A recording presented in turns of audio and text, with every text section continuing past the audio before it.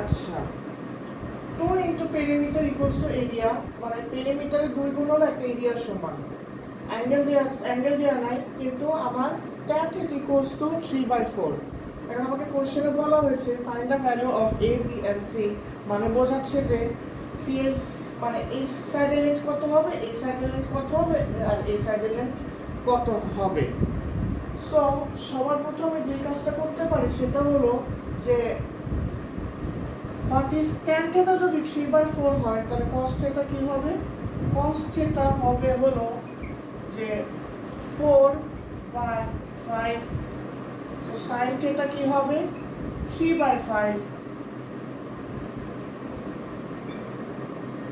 আচ্ছা, এখন মূল বিষয়টা হলো এই পুরো লেন্থ হলো c, তাহলে b কি হবে? b হবে হলো c ইনটু sin θ। এখন sin θ জিনিসটা কি? sin θ হলো 3/5, তাহলে b এর মান তো এইভাবে লিখতে পারি না যে 3c/5। এখন a কি? অ্যাকর্ডিং টু ট্রিগোনোমেট্রি এ হবে হলো c into cos θ। So cos θ জিনিসটা কি? cos θ হলো যে 4/5, তাহলে এর মান কত হবে? 4c/5। আমি সবকিছু নোট করে রাখলাম। এখন 2 into a perimeter equals to area, তাহলে 2 ইনটু পেরিমিটার এই জিনিসটা কি হবে? এখন পেরিমিটার জিনিসটা কি? পেরিমিটার হলো ট্রায়াঙ্গেলের 3 সাইডটাকে আমি অ্যাড করব। সো পেরিমিটারটাকে আমি এভাবে লিখতে পারি যে a plus b plus c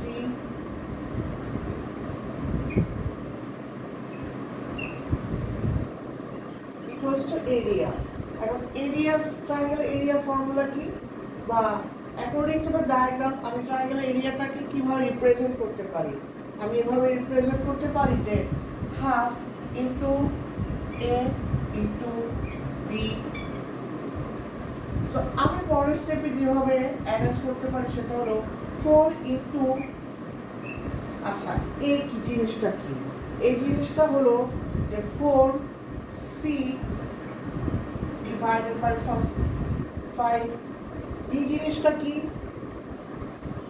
3c divided by 5, তার সঙ্গে একটা প্লাস সাইন আছে, প্লাস c এর জায়গায় থাকলো ইনটু a।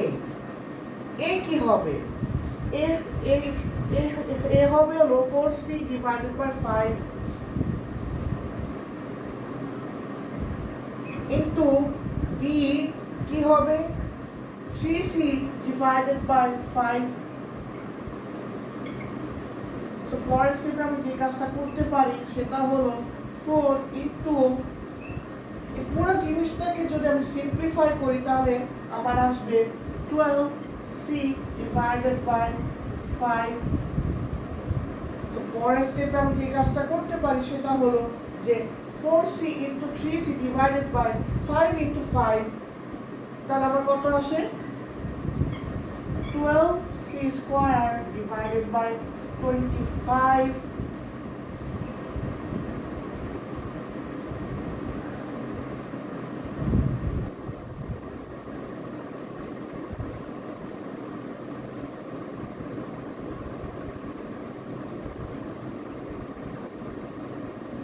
আচ্ছা, সো আমি যদি পুরো জিনিসটাকে আরেকটু সিম্পলিফাই করে দেখি যে 4 ইনটু 12c কত আসে আমার? 48c divided by 5 equals to 12c square divided by 25। একটা জিনিস খেয়াল করে দেখেন, আমার বোর্ডে লেখার মতো পর্যাপ্ত স্পেস নেই, বা আমার উত্তর বের করার মতো পর্যাপ্ত স্পেস নেই, কারণ আমি বোর্ডে কিছুটা অংশ মুছে দিব।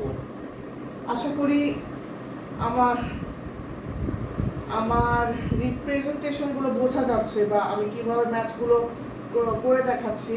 সো আমি আসলে কিছু স্টেপ আমি মুছে দিচ্ছি যাতে আমার লিখতে সুবিধা হয়।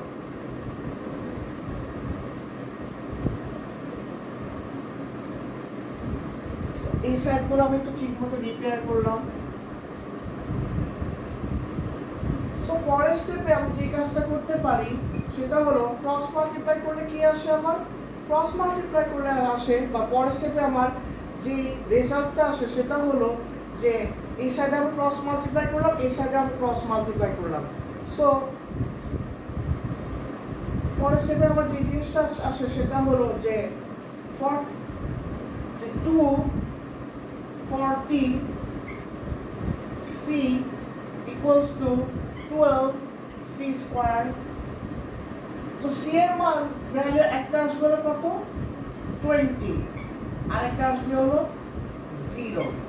একটা জিনিস খেয়াল করে রাখেন যে লেন্থ সাধারণত 0 আসে না, বা লেন্থের মান সাধারণত 0 আসে না according to universal truth. So therefore c not equals to 0। এখন b জিনিসটা কি, b হলো c sin theta. So b কে আমি এভাবে লিখতে পারি যে 3c/5, therefore 3/5 into 20 equals to 12। আচ্ছা, তাহলে আমার এর মান কি আসবে, a equals to 4/5 into c, so 4/5 into c এর মান কি আসবে, c এর মান আমার এখানে লেখা আছে যে 20। সো এর মান আসে বা এর ভ্যালু পেয়েছি আমি 16। আমাকে কোশ্চেনে বলা আছে যে এর ভ্যালু বা বি এর ভ্যালু এবং সি এর ভ্যালু বের করতে, মানে আমাকে কোশ্চেনে বের করতে বলেছে যে এ বি আর সি এর লেন্থ বের করতে। সো আমি পুরোটা ম্যাথ সলভ করে দেখেছি যে এর সি এর ভ্যালু আসে বা সি এর লেন্থ আসে আমার 20, বি এর লেন্থ আসে আমার 12 এবং এর লেন্থ আসে আমার 16। Thank you.